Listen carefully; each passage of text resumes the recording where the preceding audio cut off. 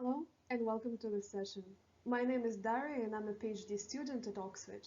Today we will talk about misinformation online, the power of grapevine, and consequences of mishandling important health-related information, especially in unprecedented times of health crisis, such as pandemic.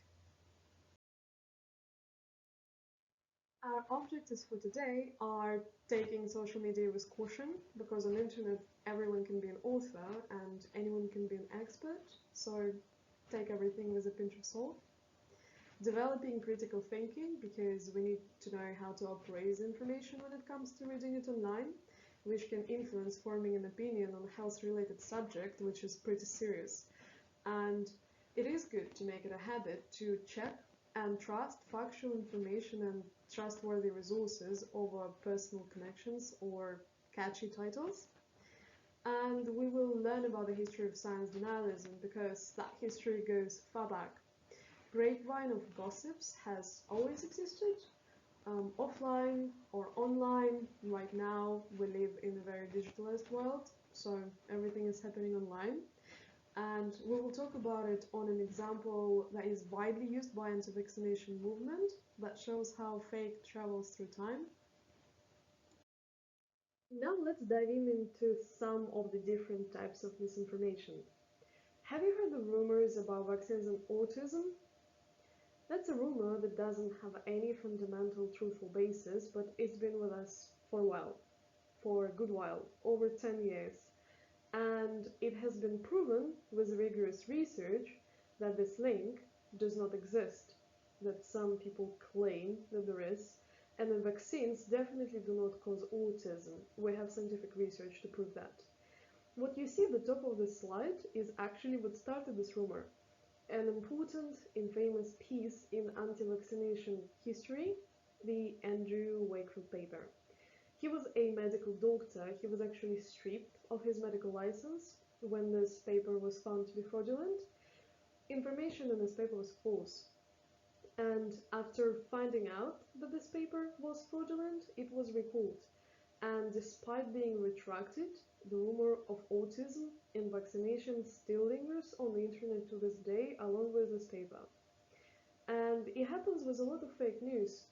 They get carried away, carried on, shared further without much thought, and that is why it is really important to check your facts with reputable sources. Have a look at the left bottom corner and the middle. This is about one particular story in Alabama. Basically, public health authorities in Alabama released a statement condemning misinformation after a false story that a nurse died after taking the coronavirus vaccine spread on Facebook. That's how I actually learned about this story. I have not seen the original misinformation before. So this is an example of a good response of official reputable public health sources that actually fact-checked it, and that was brought to their attention. But the story is that someone has messaged, as we can see on the left, to someone else claiming that the aunt has died after taking coronavirus vaccine. And then this was taken further, shared publicly, and some people started adding some details to the story, claiming that this actually took place and this person actually died, adding some details to this person's story, but not telling any names or circumstances or giving any chance for this information to be verified, checked, and this has been shared quite widely. And then it was found to be false. There was no such person who died after it. The story was completely made up. Why? By what reasons? We don't know. But things like this do happen. And obviously, in situations like public health crisis, pandemic, people are fueled by fear, fear of unknown or unprecedented situation, and this is how these things can actually travel very, very fast and very, very far. And on the right, there is another piece of misinformation connected to the nurse again. In this case, it's more interesting because the nurse is real. This person actually exists. We can see this person in the picture, but this person actually has not died, as this piece of misinformation claims.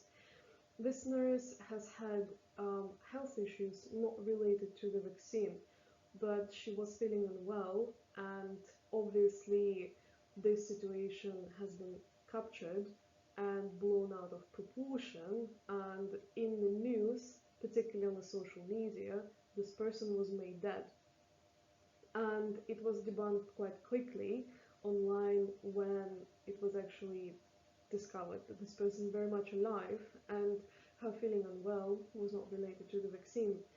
But can you imagine how this situation is taken out of context, and in a situation as terrible and as not really clear as pandemic that we encountered recently, especially in the beginning of the pandemic, how much of an impact this can actually have?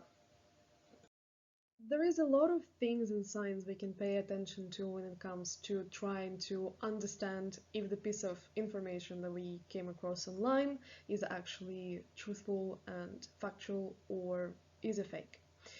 So, for example, when it comes to scientific articles, articles by nature are supposed to be peer-reviewed, and peer review is a process where other reputable scientists and researchers in the area are checking this article before it goes to print for many things, but mostly for scientific accuracy. And I have attached a link in extensions to this presentation where you can read about the peer review process in more detail, because I think that's something that's really important to put out there. And unfortunately, yes, there are some scientific articles that are fraudulent, and that is why it is important for this article to be published, peer-reviewed, published in a reputable source. And speaking of the reputable sources, whenever you come across some information that is questionable, or you just would like to know if it's true or not, if you're not that experienced in the area, please always address reputable sources and credible authors. In any country, in any population, it would be local and international public health guidances and organizations. And moving on to, for example, media articles, sometimes we can see a lot of catchy titles like 10 nurses died from coronavirus vaccine in this particular hospital. But when we try to look up online if this hospital exists, we can't find any of such thing, or no names of those nurses, or no confirmation from official public health resources as well. So there is a lot of things to look out for. And on this page, you see a few pieces of information. And what I would like you to do is I would like you to understand which ones are fake and which ones are true. I'll give you a hint. 2 of them are true. So go ahead and see what it will take you to guess which ones are true. In summary, there are 3 points that I would like you to take home, which is share with care. Always check your sources and think before you share. Do not follow and spread popular opinions if you know they're wrong. You have years of scientific discoveries and thousands of scientists to back you up. When reading something online ready to hit that share button, stop and ask yourself, is it trustworthy? How do I know it? Shall I check first, just to make sure? And follow up with this check if you're not sure, because you do not know what people are going to do with this information on the other end, and how this will affect their health and well-being. Opinions are not facts. Consider it. People can have all sorts of agendas posting something online. What adds fundamental value to information we read online is quality of evidence behind it. And the third and last point is the fact that we live in the age of misinformation and information distortion, and not everyone out there is to trust. Even they're your friends or loved ones. When a subject as serious as health is concerned, do not take a word for a fact.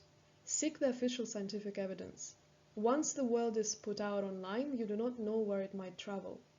We know that we all have a digital footprint. Make sure yours is evidence-based.